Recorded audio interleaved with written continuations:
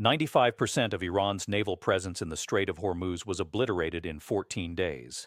Not damaged, not retreating. Obliterated. By March 17, 2026, the United States had executed the most devastating naval strike campaign since the Second World War, reducing Iran's fleet to burning wreckage scattered across the Persian Gulf. Tehran's ability to threaten the world's most critical oil choke point had been surgically removed. And yet, despite this overwhelming tactical victory, Iran is winning the larger war. Not the kinetic battle, not the tonnage count, the strategic contest for regional influence, energy security, and long-term power projection. Because while Washington was demonstrating military dominance in the waters of Hormuz, Tehran was quietly executing a far more consequential strategy that has nothing to do with ships or missiles. By the time we're done, you'll understand why destroying Iran's navy might have been the easy part, and why the harder challenge is just beginning. Welcome to States News. If this is your first time here, subscribe and turn on notifications, because we're covering the dimensions of this conflict that mainstream analysis is missing. What happened in the Strait of Hormuz over those 2 weeks in March represents a textbook case of tactical brilliance overshadowing strategic vulnerability. I'm going to show you exactly how the United States achieved overwhelming military success while potentially setting conditions for a strategic setback that could reshape the Middle East for decades. We'll cover the precision and lethality of Operation Epic Fury, the specific weapon systems that made this destruction possible, and the Iranian naval capabilities that simply ceased to exist. Then we'll examine what Iran was actually doing while its ships burned, why Tehran's leadership may have deliberately accepted this military humiliation, and how the real battlefield in this confrontation has shifted to domains where American advantages are far less decisive. To understand what just happened, you need to grasp the strategic geography of the Strait of Hormuz. This waterway is 21 nautical miles wide at its narrowest point, separating the Persian Gulf from the Gulf of Oman and the wider Indian Ocean beyond. Approximately 21 million barrels of crude oil transit this choke point every single day, representing roughly 21% of global petroleum consumption. When Iran threatens to close the strait, it is not making an idle gesture. It is threatening the jugular vein of the global economy. For decades, Iran's asymmetric naval strategy has been built around exploiting this geography. Tehran cannot match the U.S. Navy in blue water capability, so it invested in swarm tactics using fast attack craft, shore-based anti-ship missiles, and sea mines designed to turn the confined waters of the strait into a lethal environment for large American warships. The Islamic Revolutionary Guard Corps Navy, distinct from Iran's conventional navy, operates hundreds of small vessels armed with torpedoes, rockets, and missiles. These boats are cheap, numerous, and designed for suicide attacks if necessary. The strategy is area denial through saturation. Make the strait too dangerous for commercial shipping, too costly for the U.S. Navy to clear, and force negotiations on Iran's terms. It has worked as deterrence for decades. Then in February 2026, Iran made a catastrophic miscalculation. Following escalating tensions over its nuclear program and increased support for Houthi attacks on Red Sea shipping, Tehran began systematically harassing commercial vessels in the Strait of Hormuz. Not just threats, physical interference. By late February, Iranian fast attack craft were boarding tankers, detaining crews, and effectively strangling one of the most important waterways on the planet. Daily traffic through the strait dropped from an average of 138 ships to just 3. Insurance rates for Gulf transit exploded to levels that made shipments economically unviable. Global oil prices spiked 43% in 2 weeks. Iran believed its position was secure. The U.S. would never risk a full military confrontation that could spike energy prices further, devastate global markets, and potentially draw in regional powers. Tehran had run versions of this playbook before. Washington would protest, negotiate, perhaps impose additional sanctions, but ultimately accept Iran's leverage over this critical waterway. That assessment was wrong. On March 3, 2026, the Pentagon announced Operation Epic Fury. The name was not rhetoric. Within 72 hours, the United States had deployed Carrier Strike Group 11 built around the USS Theodore Roosevelt, positioned 3 Los Angeles-class attack submarines in operational zones around the strait, and forward deployed 2 squadrons of F-15E Strike Eagles to Al Dhafra Air Base in the United Arab Emirates. The Iranian leadership had 48 hours to cease all interference with commercial shipping. Tehran responded with defiance, declaring the strait under Revolutionary Guard control and threatening to sink any American vessel that entered what it claimed as territorial waters. The shooting started on March 6 at 3:42 local time. The initial strikes targeted Iran's coastal defense installations. Over 400 Tomahawk cruise missiles launched from surface ships and submarines struck 27 Iranian military sites in the first 6 hours. These were not precision strikes on hardened bunkers. These were systematic destruction of Iran's layered coastal defense network. Shore-based anti-ship missile batteries that had protected Iranian waters for decades were reduced to rubble before they could fire a single round. Radar installations, command and control centers, ammunition depots, all obliterated in a coordinated salvo that demonstrated just how thoroughly American intelligence had mapped Iran's defensive infrastructure. Tehran's ability to coordinate naval operations from land was crippled before the sun came up. Then the F-15E Strike Eagles went to work. The F-15E is not a stealth aircraft. It does not have the radar-invisible profile of an F-22 or F-35. What it has is payload capacity, range, and the ability to deliver precision munitions in high-intensity environments. Each Strike Eagle can carry up to 23,000 pounds of ordnance. They were loaded with AGM-158 SEAL-RASM anti-ship missiles, weapons specifically designed to hunt naval targets in contested environments using autonomous targeting algorithms that make them nearly impossible to jam or decoy. The first wave of 16 F-15Es launched from Al-Dhafra and struck Iranian naval facilities at Bandar Abbas, the primary base for the Revolutionary Guard Navy. Dry docks, maintenance facilities, fuel storage, command buildings, all systematically destroyed. Ships that might have escaped to sea were trapped in port as their support infrastructure burned around them. But the truly devastating blows came from beneath the surface. The 3 Los Angeles-class submarines positioned in the Gulf of Oman began hunting Iranian vessels that had scattered from Bandar Abbas in the opening hours of the campaign. Modern submarine warfare is not the Hollywood version of periscopes and dramatic torpedo shots. It is patient, methodical stalking using passive sonar to detect targets without revealing position, then killing from ranges where the target never knows what hit them. On March 8, the USS Asheville fired a Mark 48 advanced capability torpedo at an Iranian Muj-class frigate, the Iris Sahand, at a range of approximately 12 nautical miles. The Sahand had no warning. The torpedo struck amidships, breaking the frigate's keel and sending it to the bottom in less than 4 minutes. This was the first successful torpedo attack by the United States Navy since World War II. It would not be the last. Over the next 6 days, American submarines systematically hunted down and destroyed Iran's remaining surface combatants. The Iris Damavand, another Mauj-class frigate, was sunk on March 10th. The Iris Bayandor and Iris Nagdi, both corvettes, were destroyed on March 12th. Iran's 3 Kilo-class diesel-electric submarines, purchased from Russia in the 1990s, never made it out of port. Satellite imagery confirmed they were destroyed at dock by precision airstrikes, likely from GBU-31 JDAM bombs delivered by the Strike Eagles. By March 17th, when the Pentagon declared the waterway secure for commercial transit, Iran's naval capabilities in the Strait of Hormuz had been functionally eliminated. 95% gone. Not retreating to fight another day. Gone. The numbers tell the story of devastation. Iran lost 2 frigates, 4 corvettes, 3 submarines, approximately 70 fast attack craft, and an estimated 250 naval personnel killed. American losses? 0 combat casualties. 1 F-15E suffered minor damage from anti-aircraft fire over Bandar Abbas and returned safely to base. The asymmetry was staggering. This was not a battle. It was a demonstration of what happens when a regional power with 1970s-era equipment and tactics confronts the most technologically advanced military force in human history, operating with complete intelligence dominance and freedom of action. Tehran's propaganda machine immediately went into overdrive, fabricating victories that never happened. Iranian state media claimed Revolutionary Guard forces had shot down 3 American F-15s and severely damaged an Arleigh Burke-class destroyer. They broadcast footage of burning wreckage they claimed was an American fighter jet, later revealed by independent analysts to be debris from an Iranian fast attack craft. U.S. Central Command responded within hours. 0 American aircraft lost. 0 ships damaged. The Iranian claims were categorically false. But these fabrications were not aimed at international audiences who could verify the truth. They were aimed at Iran's domestic population, attempting to create a narrative of resistance and effectiveness against overwhelming odds. When your navy has been destroyed, controlling the information space becomes the only battlefield left. Think about what this military outcome means strategically. Iran spent decades building an asymmetric naval capability specifically designed to threaten the Strait of Hormuz. That capability is now scrap metal. The strategic deterrent value of being able to close this choke point, the leverage it provided in negotiations with the West, the regional influence it conveyed, all erased in 2 weeks. This should represent a catastrophic strategic defeat for Tehran.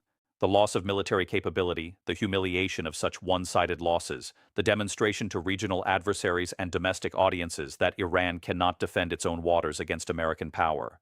From a purely military standpoint, Iran has been reduced to a second-tier power in its own backyard. But here is where the story becomes far more complicated and far more consequential than a simple tale of American military dominance. While the world's attention was focused on burning ships in the Strait of Hormuz, Iran was executing a completely different strategy on completely different battlefields. And this is where American tactical brilliance begins to reveal potential strategic myopia. Because the real question is not whether the United States can destroy Iran's navy. Of course it can. The question is what happens after that destruction, and whether the post-conflict environment serves American strategic interests better than the pre-conflict status quo.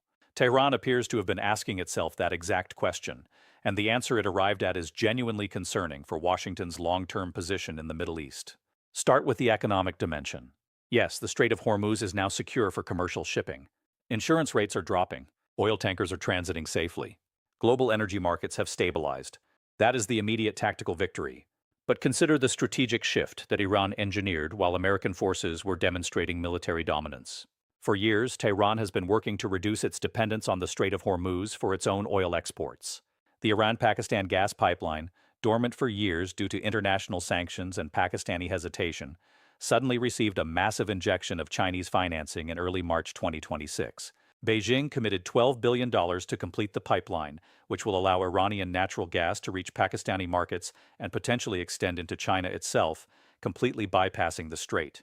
The timing was not coincidental. Simultaneously, Iran finalized a long-term energy agreement with Russia that had been in negotiation since 2024. Under this arrangement, Russian oil companies will invest in Iranian production facilities, while Iran gains access to Russian export routes through the Caspian Sea and Central Asian pipeline networks.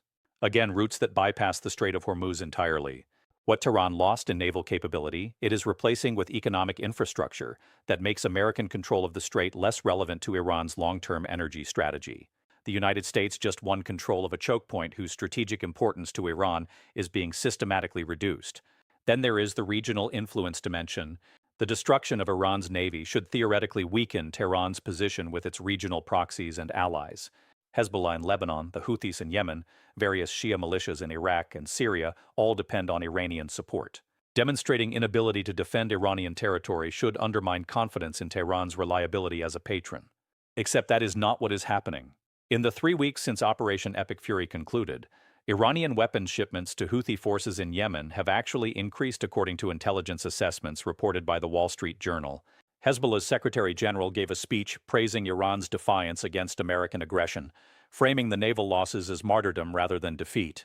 Tehran is not losing proxy influence. It is leveraging the narrative of resistance against overwhelming force to strengthen ideological bonds with allied groups. Here is the strategic insight Iran seems to have grasped that American planners may be underestimating. Military defeat can be converted into political capital when framed correctly. Iran is not trying to match the United States in conventional military capability. It cannot. Instead, Tehran is positioning itself as the resistance pole against American hegemony in a region where anti-Western sentiment runs deep.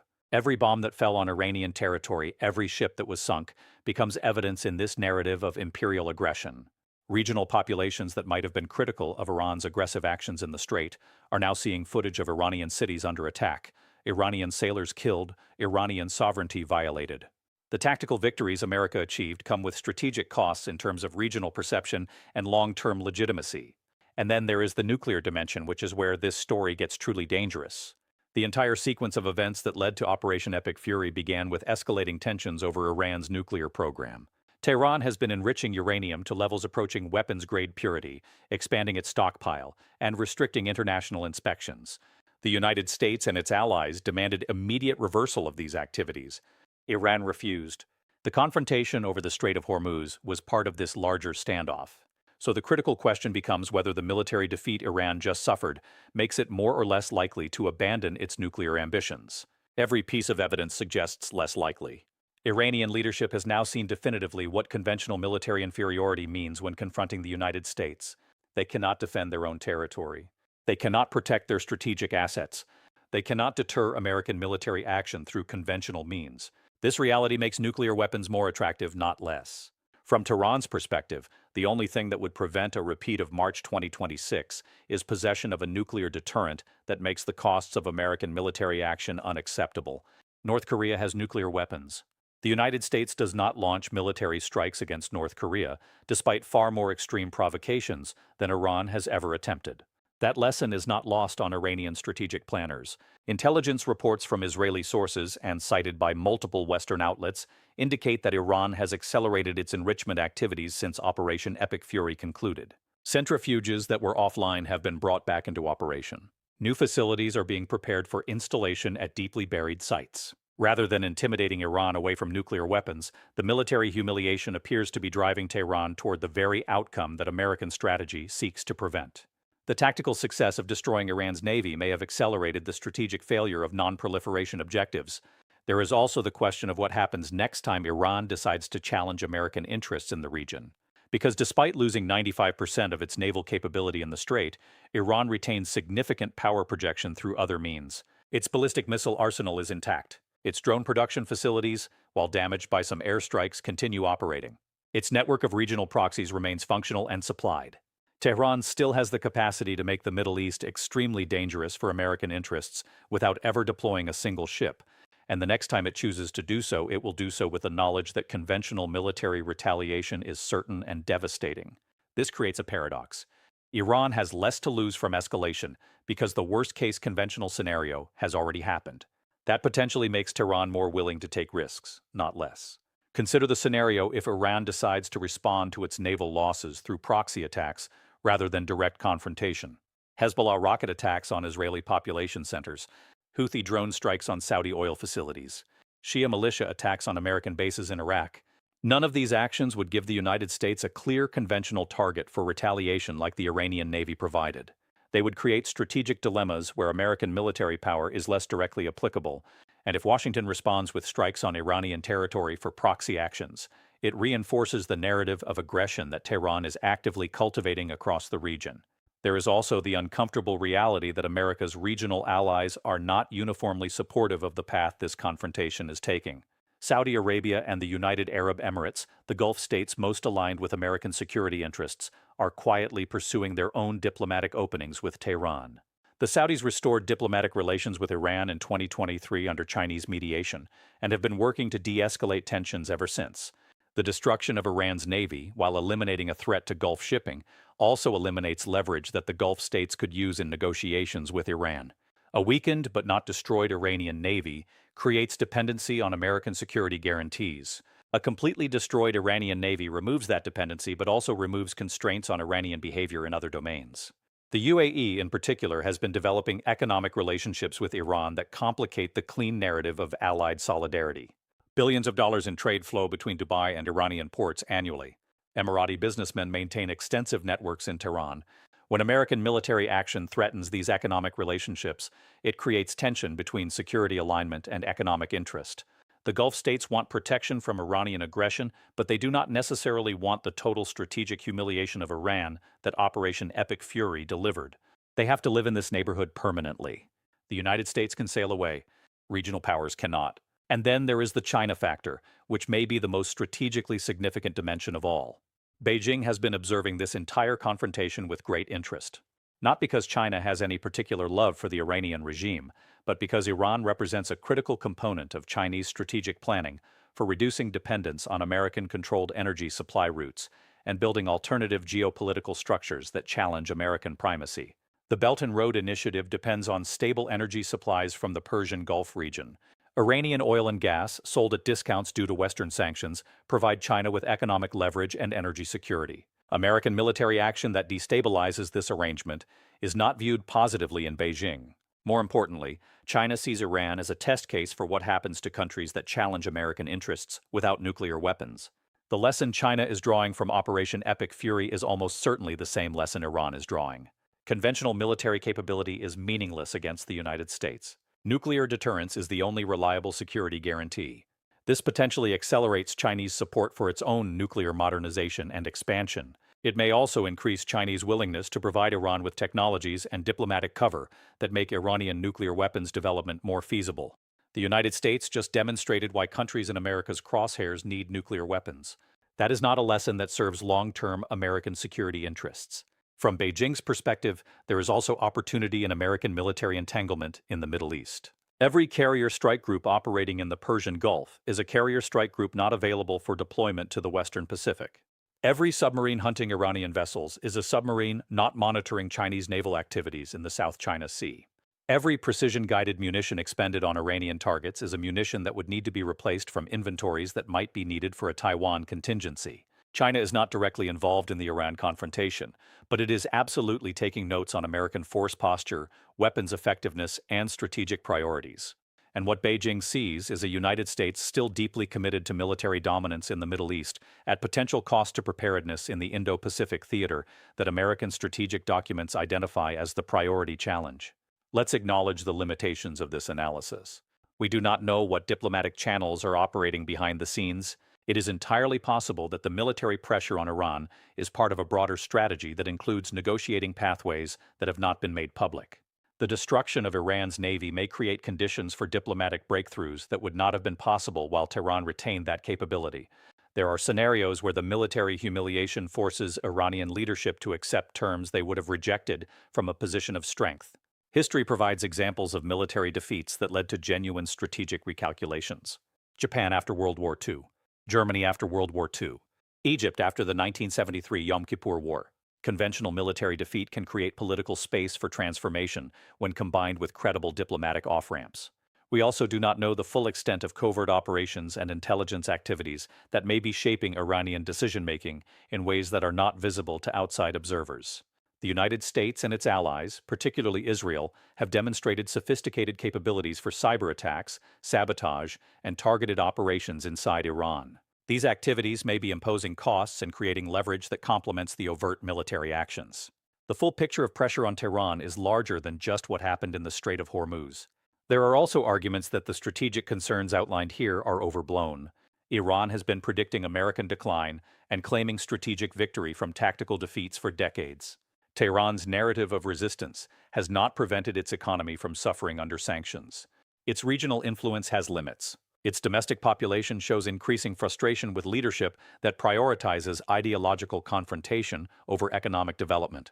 The regime faces genuine internal challenges that external military defeats may exacerbate rather than alleviate. It is possible that the naval losses represent the beginning of a cascade of problems for Tehran rather than a springboard for strategic adaptation. But even accounting for these uncertainties and alternative interpretations, the fundamental strategic question remains. Did the destruction of Iran's navy advance American long-term interests in the Middle East, or did it create new problems while solving an old one? The answer depends heavily on what happens next.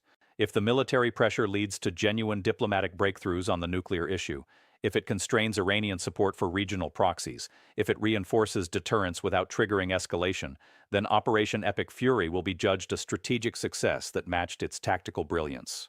But if Iran accelerates toward nuclear weapons, if Chinese involvement in the region deepens, if proxy conflicts intensify, if regional allies drift toward accommodation with Tehran rather than confrontation, then the tactical victory may prove to be strategic fool's gold.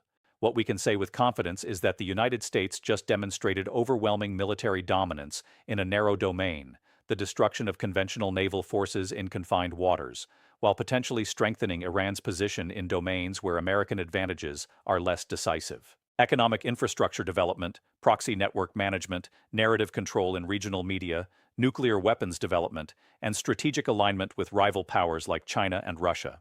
These are the battlefields where the larger war is being fought. And on those battlefields, the scorecard is far less clear than the 95% destruction rate suggests. The Strait of Hormuz is secure. Commercial shipping has resumed. Oil markets have stabilized. These are real and significant achievements. But strategic success is not measured in ships destroyed. It is measured in whether the post-conflict environment better serves your long-term interests than the pre-conflict status quo. On that measure, the verdict is still out. Iran lost its navy. But Tehran may be winning the larger war by converting military defeat into political capital, by accelerating infrastructure projects that reduce American leverage, by deepening relationships with powers that challenge American primacy, and by potentially accelerating toward the nuclear threshold that would make future military operations infinitely more dangerous. We are watching this unfold in real time. The next phase involves diplomatic efforts to exploit the military pressure, intelligence operations to disrupt Iranian nuclear activities, and alliance management to keep regional partners aligned with American strategy. Whether the tactical brilliance of Operation Epic Fury translates into strategic success depends on execution in these domains where aircraft carriers and submarines provide less advantage. The United States proved it can destroy Iran's navy in 2 weeks. The harder question is whether that destruction moves the Middle East toward stability or toward more dangerous forms of confrontation. We will keep tracking both the overt military developments and the less visible strategic shifts that may ultimately matter more. If understanding what is really happening in this region matters to you, subscribe and turn on notifications. The next chapter of this confrontation is already being written,